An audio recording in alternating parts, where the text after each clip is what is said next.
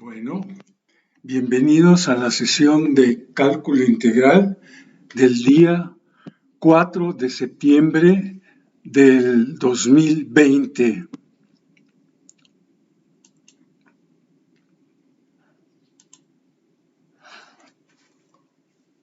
Vamos a continuar con el tema de sumas, que aquí también tenemos en nuestra página de cálculo integral una hoja que lleva por título Ejercicios sumas. Y aquí estamos mostrando fórmulas para ciertas sumas que para nosotros resultan relativamente fáciles de justificar. La suma de constantes pues depende nada más del número de constantes que tengamos. En este caso son n sumandos, entonces el resultado es n entre 1. La suma de los primeros n números enteros consecutivos pues es n por n más 1 sobre 2.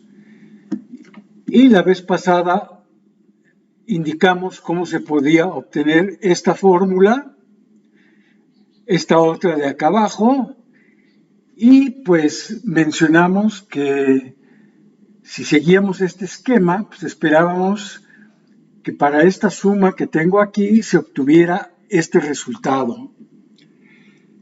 Esto lo mostramos no tanto porque lo vamos a usar mucho, más bien vamos a usar nada más de estas fórmulas, la 1 y la 2, pero porque exhiben algo muy importante para nosotros, que es un patrón. O sea, aquí tenemos en la primera fórmula un divisor 1, aquí un divisor 2, luego 3, luego 4 y luego 5. Luego, en todas tenemos n, ¿verdad? En el numerador. Nada más que tengo que poner el apuntador, porque siempre se me olvida de que n aquí, n acá abajo, n, en todas empiezan con n. Luego, pues, a partir de la segunda tienen n más 1. A partir de la tercera, pues tienen n más 2. Y luego tienen n más 3 y finalmente tienen n más 4. Entonces, sí es muy importante que nosotros nos fijemos en estos patrones. Ahora,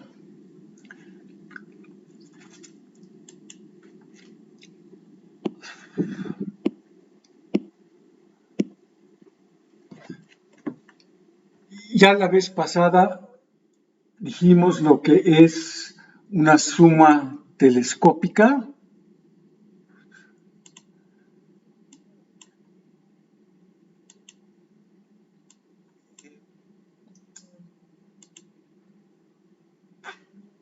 Y aquí nada más lo estamos definiendo nuevamente y damos aquí un ejemplo de lo que es una suma telescópica, la suma de S sub k más 1 menos S sub k, que lo importante es que estos o son consecutivos, términos consecutivos de una sucesión, ¿sí? Porque SK y SK más 1 es el siguiente. Entonces, eso es lo importante en estas sumas telescópicas, porque entonces, al desarrollar esto, pues nos damos cuenta que se van a ir cancelando cosas. Por ejemplo, aquí S1 se cancela con S1, aquí S2 se va a cancelar con S2, este S3 se va a cancelar con un S3 que viene más adelante, este Sn se va a cancelar con un Sn que viene antes, y entonces lo único que sobrevive es esta Sn más 1, la última que tenemos aquí, y esta S0 que está aquí. De hecho, espero que también quede claro que si tenemos una suma del siguiente estilo, suma de f, digamos, de k más 1 menos f de k,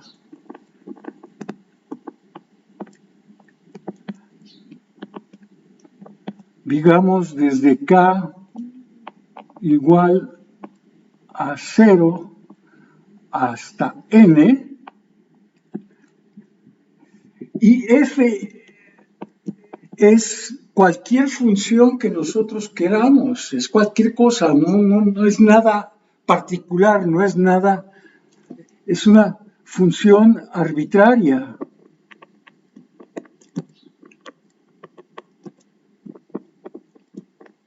Puede ser muy simple o puede ser algo muy complicado.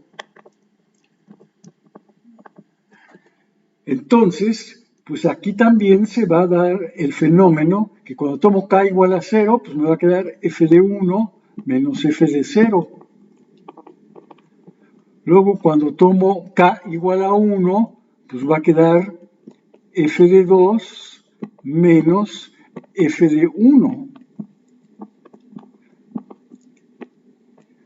Y así sucesivamente. Y nuevamente aquí se va a dar el fenómeno de la cancelación. Este F1 se va a cancelar con este F1, este F2 se va a cancelar con un F2 más adelante, y pues al final lo único que va a sobrevivir es este término menos F de 0 y el término que corresponde a Fn más 1. Entonces, en realidad, pues no es complicado escribir o inventar funciones o sumas telescópicas, ¿verdad? Bueno, vamos a borrar esto.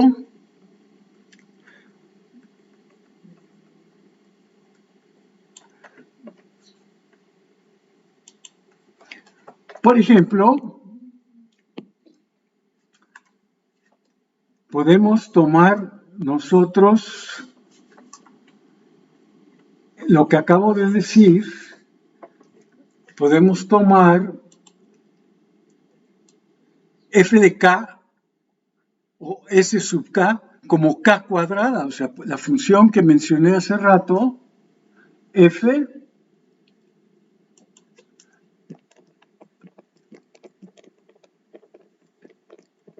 la puedo tomar así, como k al cuadrado, o bien sk, es lo mismo, es exactamente lo mismo,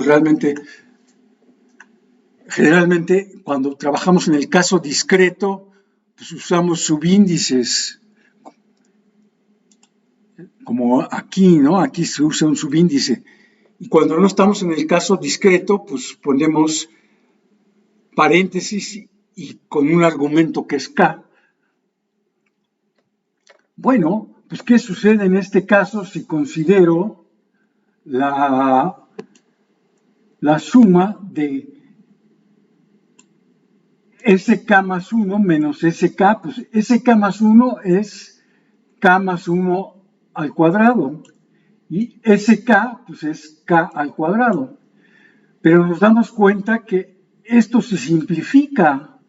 Esta diferencia de cuadrados se simplifica y queda simplemente 2k más 1. Entonces, aquí lo que estoy sumando en realidad es nada más 2k más 1. Y estos son los primeros n más 1 números impares. O sea, aquí lo que estoy sumando es 1 más 3 más 5 más 7 más 2n más 1. Son justamente los primeros n más 1 números impares consecutivos. Pero por otro lado sabemos que esta suma, por ser telescópica, a lo que se reduce es a Sn más 1 menos S0. Pero en este caso, S0 pues es 0. porque ese 0 es 0 al cuadrado. Entonces, esta diferencia Sn más 1 menos S0, pues nada más es Sn más 1, y Sn más 1, pues de acuerdo a esta definición, es n más 1 al cuadrado. Entonces, a lo que llegamos finalmente es a que la suma de los primeros n más 1 números impares es un cuadrado perfecto. Es n más 1 al cuadrado. Un resultado que seguramente ustedes ya conocían. Bueno, vamos a ver también un pequeño problema, un ejercicio.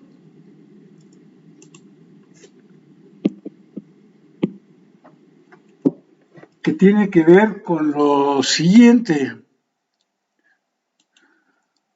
Un tendero colocó naranjas en una pila piramidal. ¿Y cómo se ve esta pila piramidal? Pues en la capa inferior es como este dibujo que tengo aquí. Son 5 hileras, aquí vemos 1, 2, 3, 4, 5 hileras, y son 7 columnas, ¿no? 7, 3, 4, 5, 6, 7. Esta es la primer capa o primer nivel de las naranjas. Luego, arriba de estas, pues viene la segunda capa. ¿Y cómo se pone la segunda capa? Pues ponemos una naranja aquí en este hueco, otra aquí, etcétera, y otra aquí. Entonces va a haber 6 naranjas aquí. Y en esta dirección, pues en los huecos van a ser 4, ¿no? Entonces no sé si está claro que tenemos aquí en el primer nivel, tenemos 7 por 5 igual a 35 naranjas, ¿no? Aquí en el segundo nivel, pues ya nada más son 6 por 4. Y pues vamos a seguir los niveles. Vamos a seguir. Y entonces, como dice aquí, en la última capa o en la capa superior, va a constar solamente de una hilera de naranjas. Entonces, la pregunta es, bueno, en total, ¿cuántas naranjas tenemos? En este caso, pues es un problema muy pequeño, es muy moderado, y pues podemos, a ver, déjenme borrar esto. También esto lo quiero borrar, porque quiero yo ver cómo podemos resolver este problema. O sea, lo podemos resolver de muchas maneras.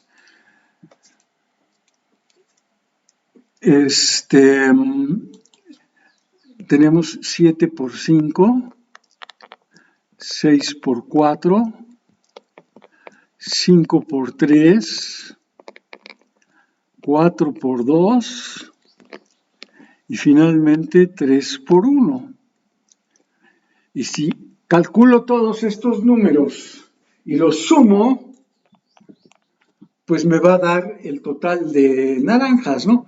Pero nosotros queremos usar nuestras herramientas para hacer esto.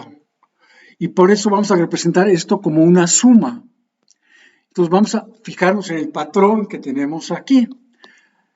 Aquí tenemos los números 1, no lo ven, porque yo siempre digo aquí, pero se me olvida que ustedes no ven el cursor que yo tengo. 1, aquí está 2, aquí está 3, aquí está 4 y aquí está 5. Entonces, ese es el patrón que yo veo, que es importante. Entonces, en mi suma, que la voy a poner aquí a un lado, voy a poner suma de K. donde K lo estoy pensando como este número, ¿no? 1, 2, 3, 4, 5. Y este, pues está relacionado, que no, otra vez, yo digo y lo veo porque tengo el cursor ahí. Estos números que están aquí, pues están íntimamente relacionados con K. Estos son K más 2. Entonces, aquí yo puedo poner K por K más 2. Y quiero sumar desde el primero, que es para K igual a 1, hasta el último, hasta 5. Entonces, vamos a borrar esto. Pues vamos a ver cómo podemos resolver esto. Puedo yo poner suma de K igual a 1 a 5. K por K pues es K cuadrada. Más, luego tengo la suma de K por 2. El 2 lo puedo sacar fuera de la suma y dejo el K dentro. Y K es de 1 a 5 otra vez. Y ahora necesitamos recordar nosotros nuestras fórmulas para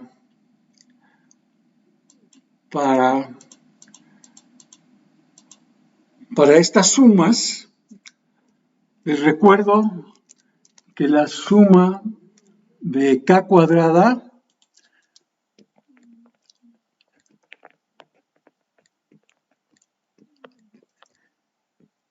cuando vamos desde K igual a 1 hasta N, es N por N más 1 por 2N más 1 sobre 6. Y entonces,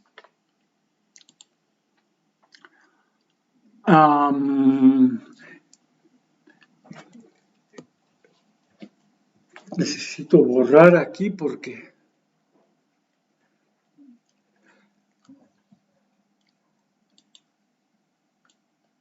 si subo la hoja, entonces yo necesitaba esta suma de K igual a 1 hasta N, necesitaba para N igual a 5. Entonces obtengo 5 por 6, 5 más 1, 5 por 2 más 1, 11 entre 6. Y luego necesitaba yo la suma de K igual a 1 hasta N de K, que es N por N más 1, y la necesitaba yo 2 veces. Y como N es 5, pues va a quedar 5 por 6 entre 2. Y si hacemos estas cuentas, pues queda 55 aquí. Aquí se cancelan estos y queda 30, ¿no? Y entonces, si hice bien mis cuentas, ustedes chéquenle. Si me equivoco, avísenme, díganme, tengo que rectificar, ¿no? Pero entonces la respuesta en este caso es ¿cuántas naranjas hay en la pila? Pues hay 85, ¿no? Bueno, en este caso, pues las sumas que manejamos pues fueron muy sencillas, pero pues sí fue más elegante hacer esto que sumar un montón de números, ¿no? Bueno, vamos a regresar. Vamos que...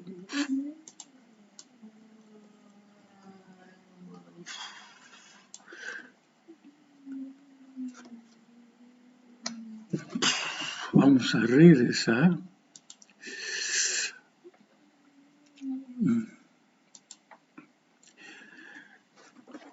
Nosotros queremos manejar todo esto de las sumas para un problema que es el problema del área. Sí, o sea, nosotros, como se señala, lo voy a poner más grande para que lo vean, tenemos el interés de encontrar el área de una región acotada por el eje X, la gráfica de una función no negativa continua y igual a f de x definida sobre un intervalo AB. O sea, lo que estamos diciendo es, tengo una función f, aquí está su gráfica, que lo que le pido por lo pronto es que sea continua, o sea que puedo dibujar esto de un solo trazo, no tengo que interrumpir este trazo para dibujarlo, ¿no? Lo hago de un solo trazo. Y por lo pronto también queremos que la función sea no negativa, lo cual, como dice aquí, significa que ninguna de la parte de la gráfica está por debajo del eje X. Aquí está el eje X y la gráfica pues no lo cruza, no va por debajo del eje X. Y el área es el área de esta figura que tenemos aquí, acotada por esta recta vertical, esta otra recta vertical aquí en X igual a B, esta es en X igual a, esta es la recta horizontal Y igual a 0 y que queda por debajo de la gráfica de la función f. Pues sí tenemos una idea intuitiva del concepto de área. Aquí nada más, antes de continuar, aquí quiero hacer énfasis un poco sobre las fórmulas que sí vamos a usar nosotros constantemente. Que estas dos que están aquí, esta ya la vimos y esta también. Esta la acabo de usar. En el ejemplo que hicimos, tenía yo que sumar k cuadrada desde 1 hasta n y usé esta fórmula de aquí. N por n más 1 por 2n más 1 sobre 6. Y la siguiente que es para los cubos, que es n al cuadrado por n más 1 al cuadrado sobre 4. Que son fórmulas que tenemos que memorizar porque van a aparecer constantemente y que es importante que estas fórmulas son válidas siempre y cuando estos límites que tenemos aquí en las sumas efectivamente van desde 1 hasta n. Si en estas fórmulas los límites son distintos, tenemos que hacerle un ajuste a todas estas fórmulas. O sea, si empiezo en k igual a 0 o empiezo en k igual a 4 o no llego a n, sino llego a n más 5, tengo que hacerle un ajuste a esto que tengo aquí. Bueno, entonces,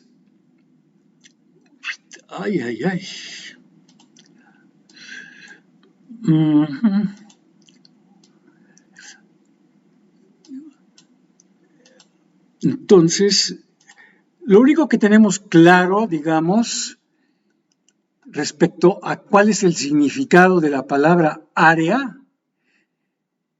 es que esta pregunta es relativamente fácil de contestar cuando tenemos una región que está acotada por lados rectos. Y eso no es tan cierto, ¿no? Pero sí es cierto para el caso de un rectángulo. El rectángulo definitivamente es muy fácil de calcular su área porque todos concordamos en que el área de un rectángulo es el producto simplemente de longitud por ancho. Y eso en realidad es todo lo que necesitamos. No necesitamos cosas más complicadas que eso. Entonces vamos a ver.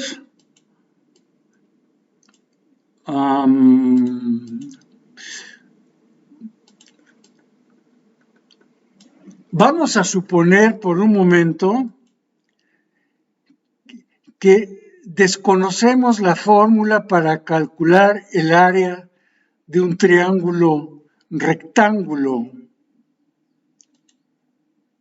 ¿sí? Como el que se muestra aquí. Aquí tengo un triángulo con ángulo recto, aquí, y me interesa calcular el área de este triángulo, que lo que se me dice es que tiene este lado que mide B y este otro lado que mide H. Pues lo primero que vamos a hacer con este triángulo es lo vamos a superponer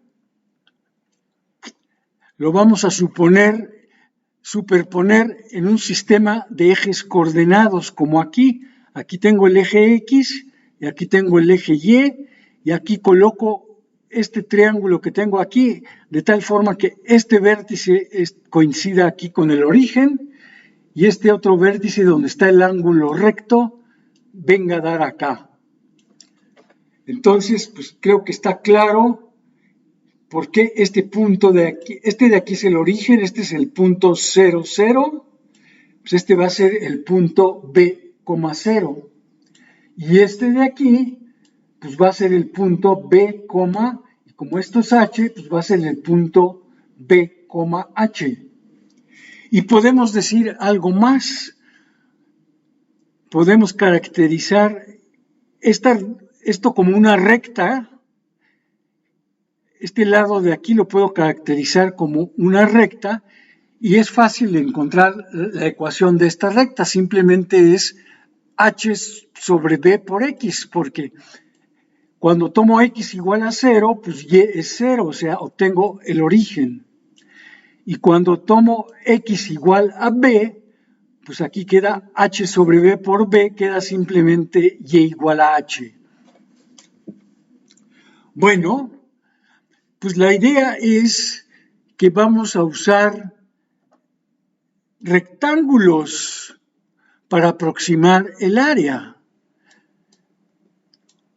Entonces, aquí tengo el mismo rectángulo representado 3 veces en esta parte y voy a usar rectángulos. En este caso, pues voy a usar pocos rectángulos, nada más voy a usar 3.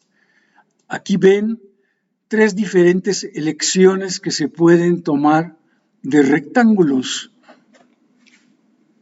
Se pueden tomar muchos más, o sea, estas no son las únicas opciones que se pueden tomar.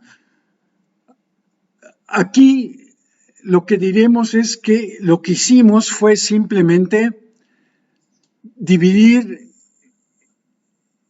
el intervalo de 0 a B. Este intervalo que tengo aquí lo subdividí, en este caso, en 3 subintervalos, que son de ancho delta X, que lo voy a escribir, delta X, eso es la notación que usamos para el ancho de un subintervalo. Delta X, en estos ejemplos de acá abajo, es B sobre 3. Sí, todos estos tienen exactamente el mismo ancho, todos estos aquí, en cualquiera de estos. Bueno, no, este no está bien. Este está mal. porque si se fijan aquí, sobra aquí este pedacito. Entonces, aquí estos no tienen el ancho de estos de aquí. Estos tienen otro ancho, ¿verdad? Pero bueno. Y luego se tiene que escoger una cierta altura para estos rectángulos. Por ejemplo, aquí en este caso estoy escogiendo siempre la altura que me la da el extremo derecho. O sea, aquí tengo este intervalo y este B es el extremo derecho. Y el valor que toma la función ahí me da la altura del rectángulo. Aquí en este segundo rectángulo, el extremo derecho tiene esta altura. Aquí en este que tengo acá, el extremo derecho, que es este, tiene esta altura. En estos otros rectángulos, en realidad lo que estoy tomando no es el extremo derecho, sino estoy tomando el extremo izquierdo. Entonces aquí el extremo izquierdo es este y la altura es esta. Aquí la altura es esta y aquí el extremo izquierdo es este y la altura es esta. Y aquí en realidad hay un cuarto rectángulo que no se ve porque pues es una línea, es un rectángulo degenerado, ¿no? Es una línea ahí horizontal así. Y pues su extremo izquierdo tiene altura 0, entonces pues este es un rectángulo con altura 0. Y aquí lo que quiero que se imaginen finalmente es que pues, el que tomamos es el punto medio. O sea, no tomo ni el extremo izquierdo ni tomo el extremo derecho. Tomo el punto medio, el punto central, que tiene esta altura. Aquí también tomo el promedio de estos dos, que es este, y me da esta altura. Y aquí este y este, pues tomo el promedio, que es este, y la altura es esta. Bueno, ya se me acabó el tiempo. Solo antes de finalizar, pues quiero decir que estoy trabajando en una serie de ejercicios que voy a subir también en la página esta, pero yo creo que eso no será el día de hoy, sino será en el transcurso del día de mañana. Y pues yo quiero que ustedes trabajen esos ejercicios para que se familiaricen con la plataforma, ¿no? Para que se den cuenta qué hay que saber hacer, ¿no? Porque hay ciertos detalles que hay que cuidar al trabajar matemáticas en la plataforma. Bueno, que tengan una buena tarde.